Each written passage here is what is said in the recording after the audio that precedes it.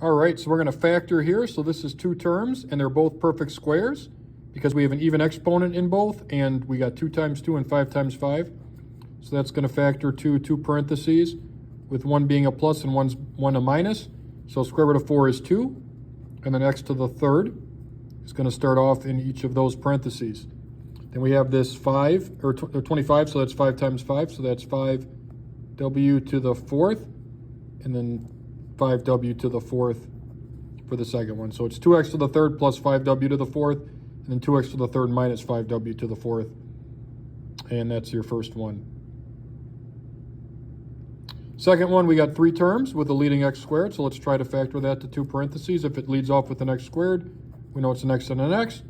2 numbers that multiply to 2 and add to -3, -2 and -1. So x minus 2, x minus 1. And the third one is going to be GCF factoring here. We got GCF factoring.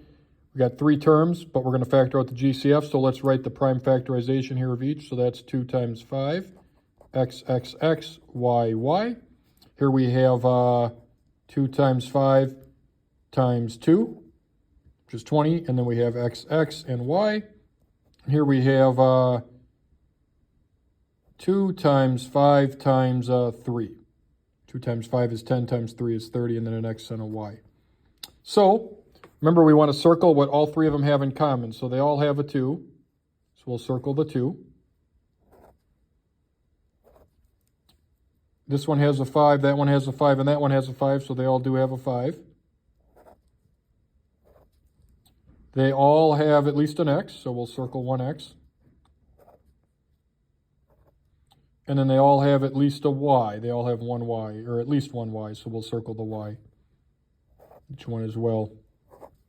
So it looks like the GCF here is 2 times 5, which is 10. And then we have, we circled 1x only, so 10x y is GCF. So that's going to go off to the side as my GCF, and then we're going to have our three terms there, and then we're going to have what we didn't circle goes there. So we didn't circle 2 x's, so that's x squared y.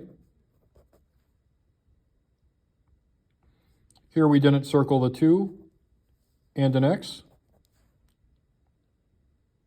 And here we did not circle a 3. So that's going to go there.